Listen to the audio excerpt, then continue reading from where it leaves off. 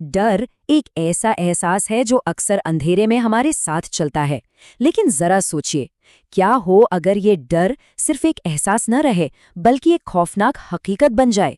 तो आज हम एक ऐसी ही कहानी की परतें खोलने वाले हैं जहां दोस्ती, घमंड और बदले की आग एक ऐसे खेल को जन्म देती है जिसका अंत सिर्फ और सिर्फ मौत है। तो कहानी की शुरुआत होती है रोहित से। आधी रात का वक्त है और आसमान आम दिनों से कई ज्यादा स्याह लग रहा है। रोहित की बाइक एक बिल्कुल सुनसान सड़क पर बंद पड़ गई है। वो बार बार किक मार रहा है, उसे स्टार्ट करने की कोशिश कर रहा है और तभी उसे अपनी बाइक के शीशे में अपने ठीक पीछे एक काला साया खड़ा दिखता है। एक ऐसा साया जिसकी आंखें तो सफेद थीं मगर उनमें पुतलियां गायब थीं। लेकिन ये जो खौफ था ना, इसकी जड़ें आज में नहीं बल्कि कॉलेज के दिनों में थीं। ये कहानी है घमंड की, दोस्ती की और एक ऐसे रिश्ते की जो टूटकर बिखर गया। तो एक तरफ है रोहित, एक अमीर बाप का बेटा जिसे अपने पैसों का और अपनी हैसियत का बेहिसाब घमंड था। और दूसरी तरफ है जतिन, उसका दोस्त, जो अक्सर रोहित के मजाक और ताने बस चुपचाप सह लेता था। रोहित की दौलत ने उसे बिल्कुल लापरवाह बना दिया था और जतिन के अंदर इस अपमान का गुस्सा धीरे धीरे अंदर ही अंदर सुलग रहा था। और फिर एक दिन वो हो गया जो नहीं होना था। एक मामूली सी बहस में रोहित ने अपनी सारी हदें पार कर दी। सबके सामने उसने जतिन को उसकी औकात याद दिला दी। ये सिर्फ शब्द नहीं थे, ये जहर के वो तीर थे जो सीधे जतिन के दिल में उतर गए और दोस्ती का हर एक धागा तोड़ दिया। अपमान की यही आग जतिन को एक ऐसे रास्ते पर ले गई जहां से वापसी मुमकिन ही नहीं थी। ये रास्ता था काले जादू के जाल का, एक ऐसा जाल जो बुना गया था बदले की आग से। उस रात जब जतिन अपने कमरे में अकेला था, उसके फोन पर एक अनजान नंबर से मैसेज आया। लिखा था, किसी से बदला लेना है। पहली नजर में तो जतिन ने इसे कोई आम स्कैम समझकर नजरअंदाज कर दिया। लेकिन अगले ही दिन उसका सबसे बड़ा डर सच हो गया। उसकी और रोहित की लड़ाई का वीडियो फेसबुक पर वायरल हो गया। जो अपमान कुछ लोगों तक सीमित था, अब वो पूरी दुनिया के सामने था। शर्म और गुस्से की इस लहर ने जतिन को अंदर तक तोड़ कर रख दिया। यहाँ एक बड़ा सवाल उठता है, क्या सरेआम हुआ अपमान किसी को इतना मजबूर कर सकता है कि वो कुछ भी कर बैठे?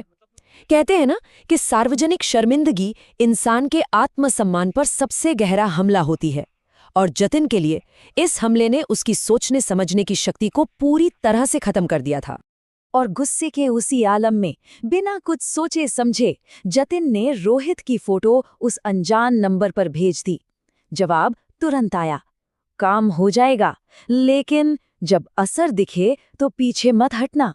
एक छोटे से एक्शन ने खौफ का एक ऐसा सिलसिला शुरू कर दिया जिसका कोई अंत नहीं था। और बस अब शुरू होता है डर का पहला चरण। काले जादू का असर दिखने लगा था और जतिन को अब इस खेल में और भी गहराई से उतरना था। देखते ही देखते रोहित की दुनिया उजड़ने लगी।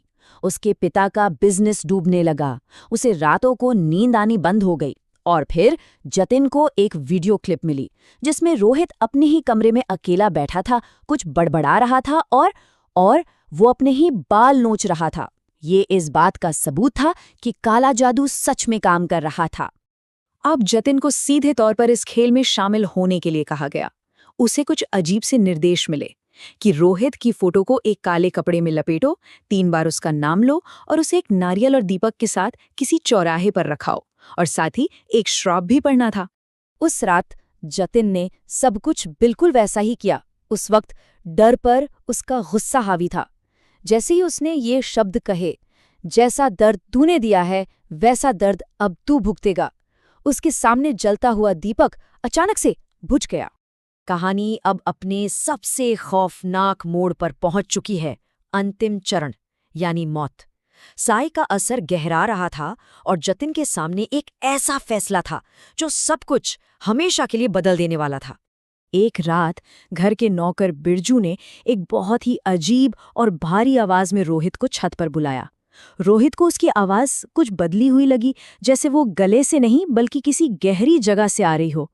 लेकिन जैसे ही वो छत पर पहुंचा, बिरजू वहां था ही नहीं, गायब। और फिर रोहित के सामने वही काला साया खड़ा था। इस बार वो पहले से कहीं ज्यादा साफ था। एक लंबा, झुके हुए कंधों वाला साया, जिसकी आंखें बिल्कुल सफेद थीं और उनमें पुतलियां नहीं थीं। ठीक उसी वक्त जतिन के फोन पर मैसेज आया। अंतिम चरण शुरू हो चुका है। उसकी आत्मा कमजोर है। बस एक शब्द लिखो, समाप्त। ये मैसेज पढ़कर पहली बार जतिन के हाथ कांप गए। उससे अपनी गलती का एहसास हुआ। लेकिन अब बहुत देर हो चुकी थी। वो साया जतिन की खिड़की से झांका और अगले ही पल कमरे के अंदर आकर उसने जतिन की गर्दन पकड़ ली और उसने सिर्फ एक सवाल पूछा, या तो वो या फिर तू। सौदा बिल्कुल साफ था। वो साया एक आत्मा लेकर ही जाएगा। जतिन बिल्कुल बेबस था। उसकी आंखों के सामने फोन पर एक लाइव वीडियो चल रहा था। उसने देखा कि वो साया तेजी से रोहित की तरफ बढ़ा और डर के मारे रोहित ने छत से छलांग लगा दी। पुलिस ने इसे खुदकुशी मानकर केस बंद कर दिया। जतिन को लगा कि शायद अब सब कुछ खत्म हो गया है, लेकिन वो गलत था, बिल्कुल गलत। बदला लेने का ये खेल अभी खत्म नहीं हुआ था। उस रात के बाद से जतिन जैसे सदमे में था। एक रात उसका फोन खुद ब खुद ऑन हुआ और स्क्रीन पर एक मैसेज था, सौदा पूरा हुआ। इससे पहले कि जतिन कुछ समझ पाता, स्क्रीन पर एक और मैसेज आया, अब अगला नाम भेजो। ये पढ़कर जतिन का गला सूख गया। ये एक बार का सौदा नहीं था, ये एक कभी न खत्म होने वाला सिलसिला था। तभी कमरे में वही आवाज गूंजी। जतिन ने हिम्मत जुटाकर पीछे देखा, लेकिन इस बार वहां वो काला साया नहीं था। वहां खड़ा था रोहित का भूत।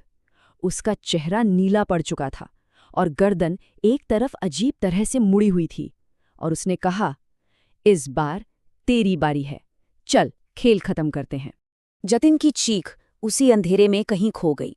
ये कहानी हमें एक बहुत जरूरी सवाल पर लाकर छोड़ देती है कि जब बदले की आग में कोई ऐसा खेल शुरू करता है जिसमें कोई नियम नहीं, तो आखिर में जीतता कौन है? या शायद इस खेल में हर कोई सिर्फ हारता है।